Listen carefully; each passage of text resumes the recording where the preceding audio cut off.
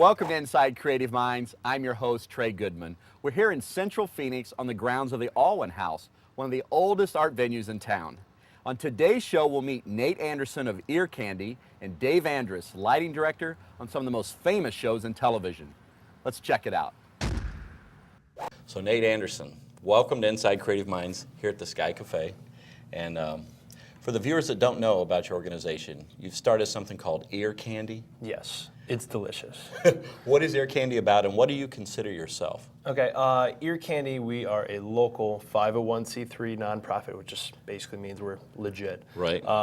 And our entire focus is to help save music education. So we support in-school music programs Right. by providing instruments and things We like have some of those here tonight. Yeah, you got it. And then we create after-school music programs. So I want to make sure that every kid has an opportunity to experience a solid foundation of music. Now you're a creative mind, you're on the show tonight, but Yeah. what do you consider yourself? I'm a social entrepreneur. So A social entrepreneur. yeah, so someone who, uses their entrepreneurial skills, like Right. I do, for social causes. So Right. some people save Mother Earth, I give music. So. A little bit of background. I don't think you always started doing that. So what's the background of what got you to create Ear Candy? Let's see. Well, I moved to Arizona about 5 years ago, and I started a real estate brokerage. I was doing really, really well with that, but I was realizing all of my money and all my efforts were going into seeing music, sharing music in some capacity. Okay. My entire life, music has been my greatest passion, so I wanted to find a vehicle, Ear Candy, that I could share my passion and use all my skills. So, because I come from a family of entrepreneurs, it's very second nature for me. So. Well, what made you just start it? Just one day you got up and said, I guess I'm going to change my career? Or Yeah, kind of. You know, it was an evolution. I started it originally to actually raise money for other charities. Okay. I wanted to use music to help a lot of people, and so. Okay. After I did a couple events, one for cystic fibrosis, and I'm like, all right, I want to do something for music education. I started doing my research, and in Arizona, no one was doing it on such a level that I really felt needed to be done. So Now, why are you so strong in it? I mean, I understand the background in music, but why so much with the kids and the music? And you're giving them instruments? Is that what you guys are doing? Well, two things. So we'll help round out in-school music programs. So we'll bring more of the conventional instruments, like the string instruments Right. or like the brass. Now, and that's what is that? This is a soprano saxophone. Saxophone. Yeah. Okay, cool. So, cool. so more of the conventional band instruments will help round out those in-school music programs, and then the after-school music programs, which we create. We focus on more of the modern band instruments. Now, wait a minute. You create these programs? Yeah. So we'll bring in teachers, we'll bring in the instruments, and we provide the programming and, help So the you kids. just pulled, I mean, when you changed careers, but you just pulled that together? Yeah, well, the thing is, what's really nice about if you're extremely passionate about what you do, you don't need to be the jack of all trades. Right. So I focus on what I'm really good at, which is the business stuff, the marketing stuff, the visionary aspects. But I don't know how to teach a kid how to play an instrument. Well, you don't even play yourself, do you? Or? Well, I'm going to be learning bass real soon. I Okay. actually just ordered a bass, and I'm excited, to say the least. Okay. Yeah. But we're saying kids. Are we talking elementary? Are we talking junior high? What are we? K through 12, so 6 to 18. But the main focus, the younger the better. So K through 8's really close to my heart because the younger they can get, influenced by music, the better. Just provides a great foundation. I mean, it sounds like a great idea, but I understand your passion. I can see it. Yeah. But I don't understand quite how you. Did you just have it? How'd you make it work? And how would someone else who has a passion for, something they want to do? How do you do that? Well, I think it's a lot of following your gut the entire time. So really, there's no handbook to what I'm doing. I mean, there's not like, oh, here's how you create this or whatever. No, you just figure it out. Which that's fairly ambiguous, but the reality of the situation. People ask all the time, like, man, how are you doing what you're doing? I'm like, I play jazz every day. I just improv my way through everything, and I trust my gut, and I say, this is where we need to be going, and next thing you know, we're doing large things with, like, Eric Clapton. It's like, wow, how'd you get there? And it's like, it happens, just bringing great people together and creating large partnerships. And next thing you know, all these synergies come together and it's working. So to go back to really kind of answer your question is, never denying this, not really using this all that much, and authentically staying close to your core mission, because whatever you set out to do, if you get too far, deviate from that, you get totally off base. Well, you're certainly motivated. It almost seems like you could be a motivational speaker. Yeah, I don't know if I'm entering that field anytime soon, but yeah, I'm sure I can motivate some people. What's the response been? Insanely, overwhelmingly positive. I mean, the fact of the matter is we're addressing a growing concern. Which is? Which is the fact that music education is getting cut all the time.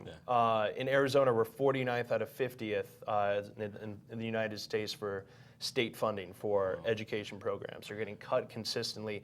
And music, for some reason, is one of those things that, like the arts, that gets cut typically first. Yeah, it always seems to get cut. How do you approach these companies to convince them to, hey, you need to pony up and put this money up, though? Well, the fact of the matter is most of these companies, most of these people grew up with music. They grew up with a solid foundation for music, and they understand its importance. I don't really have to try and sell someone on the fact that music education is important, or the fact that, hey, we need to give our kids this opportunity. They're like, yeah, we get it, we understand. It's pretty universally known.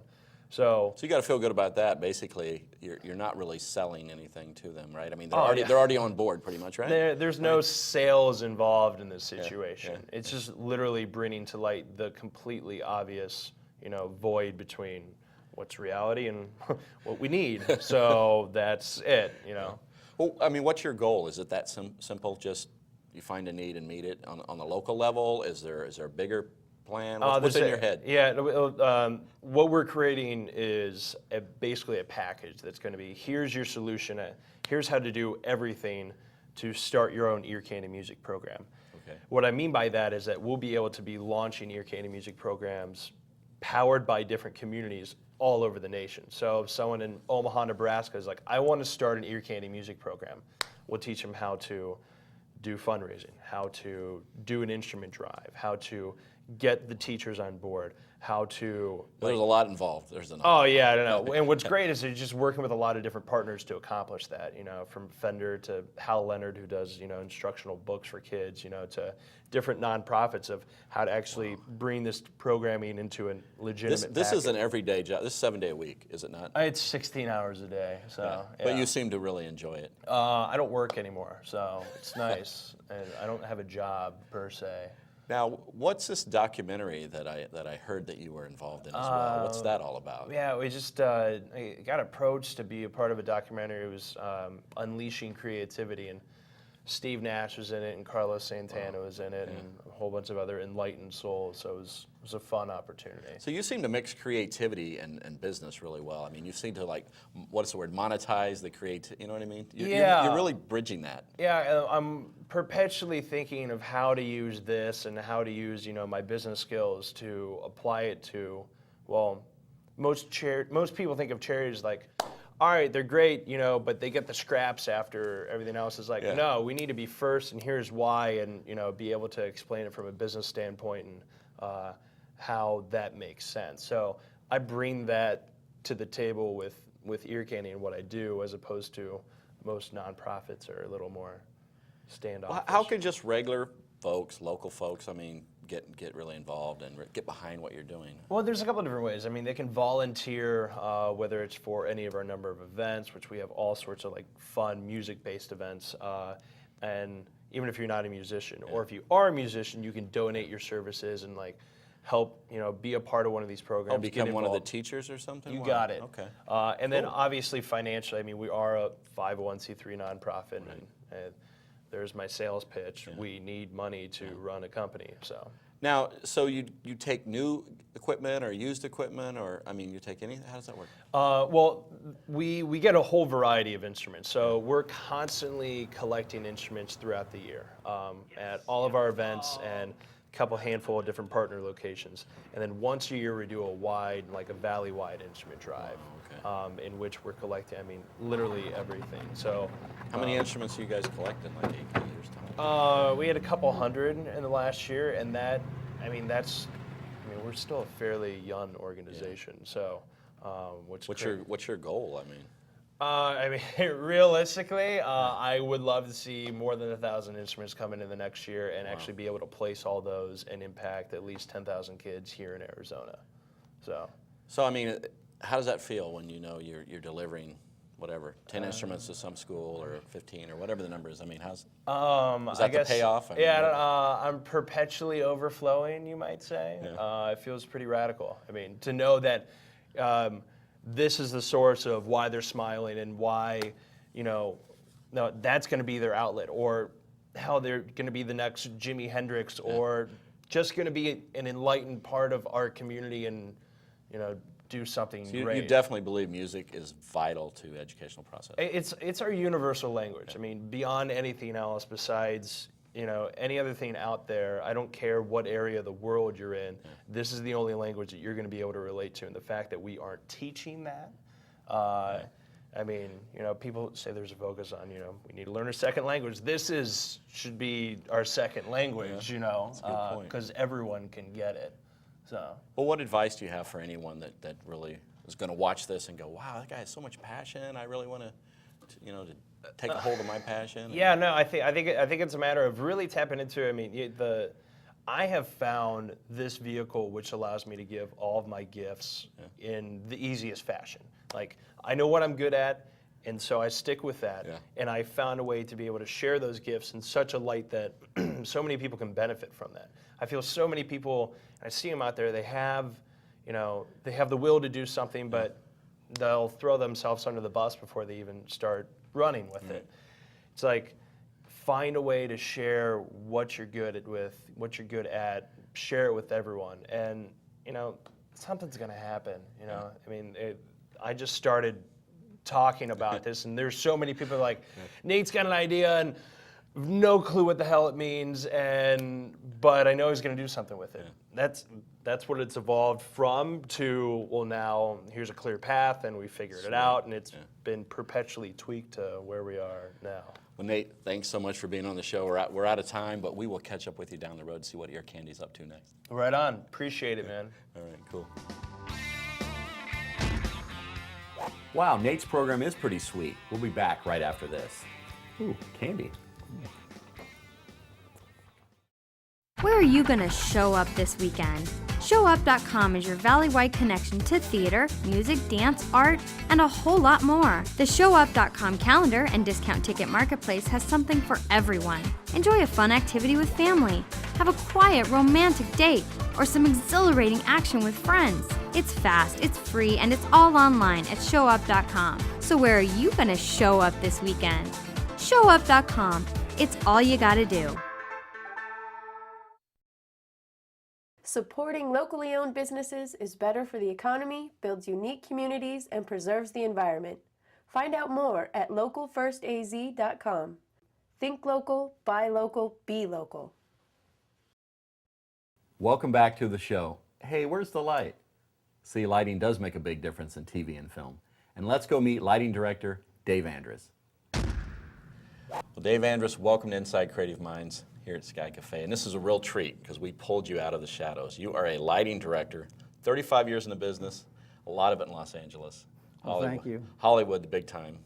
A little bit of your background, if you would, for our viewers. Oh boy, well, graduated from Kent State back in '73 with a BS in telecommunications. Yeah. And wanted to get into television. Everybody said, oh, you got to start in a small market and work your way up. And I said, nah, I'm going to Hollywood. And everybody, good luck. And I had good luck, extremely good luck. I just happened to get into the right place at the right time, and started on Norman Lear sitcoms. Now, Norman Lear, I mean, Hollywood, first off, that's like playing for the New York Yankees in baseball. I mean, you're in the big leagues, and Norman Lear is like the top guy.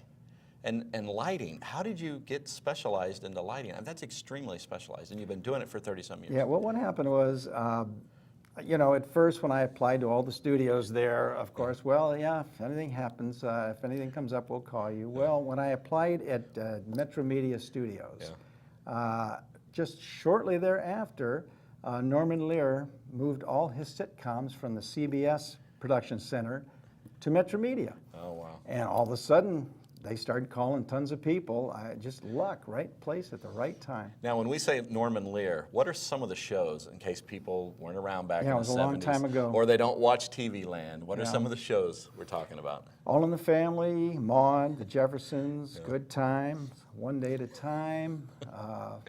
These are TV Land classics. Dave, I mean, watching TV at night, that's all your work. I go to sleep watching those shows, right? Yeah. How does that make you feel? Old. It had to be really trippy, though. I mean, you're working in the big leagues, you're working with Norman Lear, and you're lighting these major shows. Yeah, I felt privileged, really. He was really a wonderful guy to work for, just really down to earth. But even then, you know, we were all aware of his genius. Yeah. And really, I mean, not just in the world of TV, but I think culturally. Yeah. I think he just really is a big part of the evolution of a lot of things. Now, how do you approach lighting? I mean, most people, I don't think, understand that maybe there's really a person that's involved in just doing that, whether they're watching a movie or television or something. How do you approach that? Well, I think of it as painting with light. Okay. You know, the aspect, the TV screen is my canvas. Yeah. And just try to paint a picture with light. What's the key, though? What goes through your mind when you step on a set? Whether it's Well, All in the Family or Mary Hartman, or it's It's a kind of commercial? the type of show, the intent of the director. You know, I think good lighting doesn't call undue attention to itself for the most part. I'm just trying to bring out the intent of the director and the mood of the show. What type of show is it? Right. And if I can enhance that, I feel I've done my job. So I mean, we're talking about lighting a sitcom versus, say, a drama versus a. Well, I think you worked Right. you worked on A Living Color, for example, right? Yeah. I mean, that's totally different from, say, All in the Family. Yeah. So you work specifically with the director to get you guys going for a feel or something? I mean, how do you define that? I mean, Yes, I mean, you know, comedy is more upscale, bright, colorful, a lot of colors, drama, moody, deep shadows, strong key, interspersed with deep shadow, create a mood. It depends on the type of project. all these years you worked, 35 some years, you got some favorite producer, obviously Norman Lear, but I mean, other favorite producers or actors or directors, or, I mean, you must have worked with, you must have worked on hundreds of shows and worked with hundreds of actors, right? Paul Bogart stands out. He was a terrific guy and And fun of to course, work with. and of course, he was a major director and worked Yeah, on All in the Family, of primarily, course. yeah. What about some of the other shows that you did later on? Well, you mentioned In Living Color. I wasn't a lighting director of In Living Color, gaffer at times, and lighting technician. Now let's talk about those words you just said, lighting director, gaffer, Yeah. technician. You know, you see those on credits at times. Sometimes it'll say lighting director, sometimes it'll say chief lighting technician or something, sometimes gaffer. Okay. What's all that? Well, gaffer and chief lighting technician are basically one and the same. That's two terms for the same. He's second in command on a lighting crew. In the TV world, the gaffer would answer to the lighting director. Okay. In the film world, he works at the behest of the cinematographer. Okay.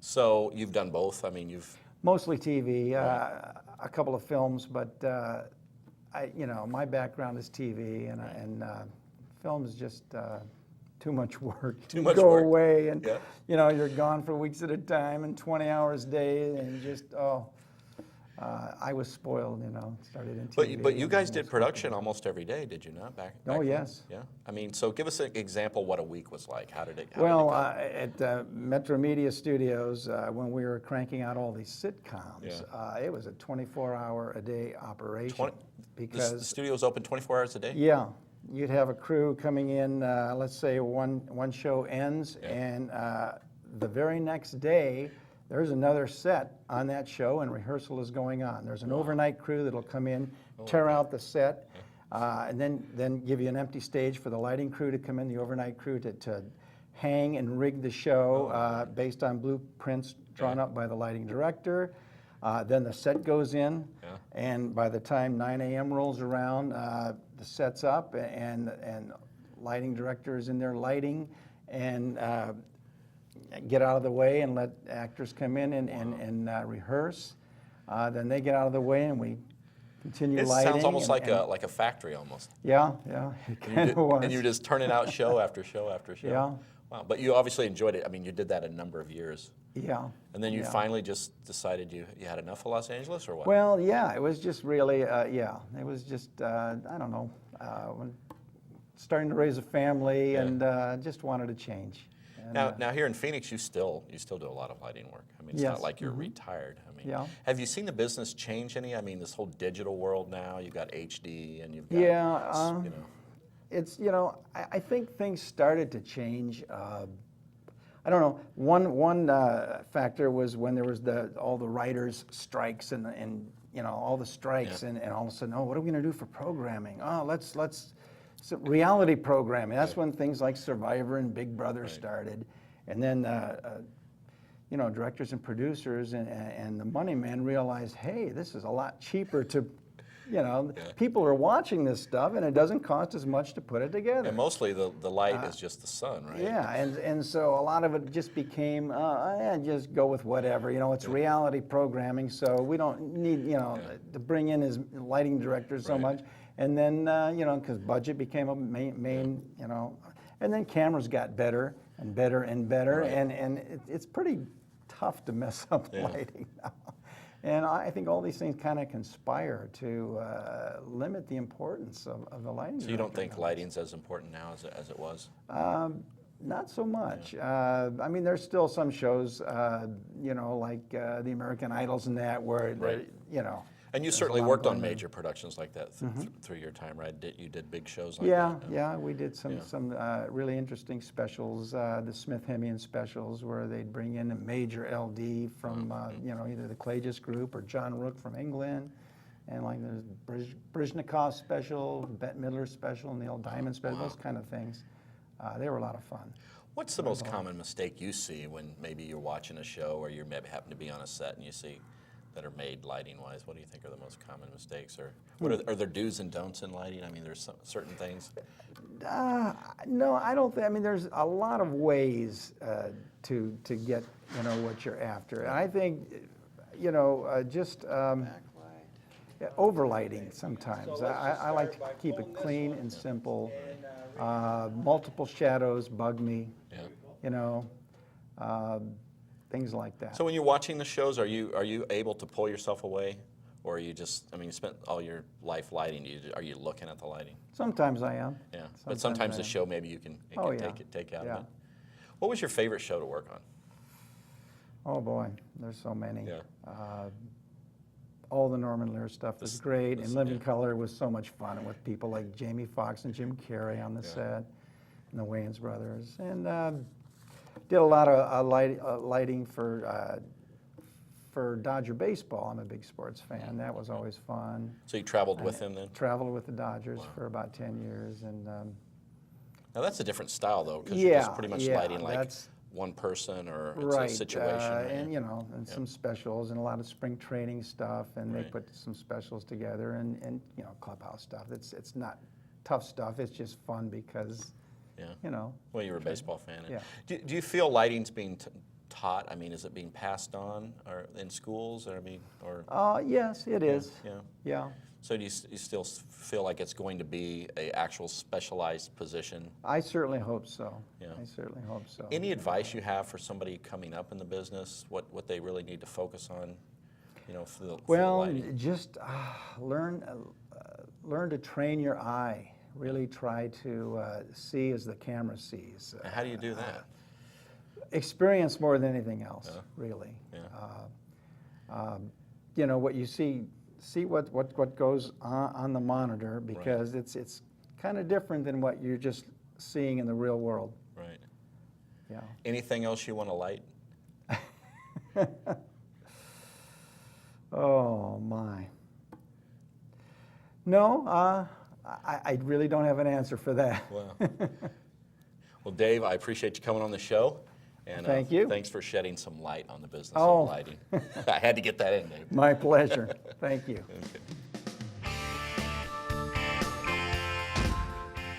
Well, that's our show, and I hope you enjoyed it. To learn more about us, go to InsideCreativeMinds.com. We'll see you next time.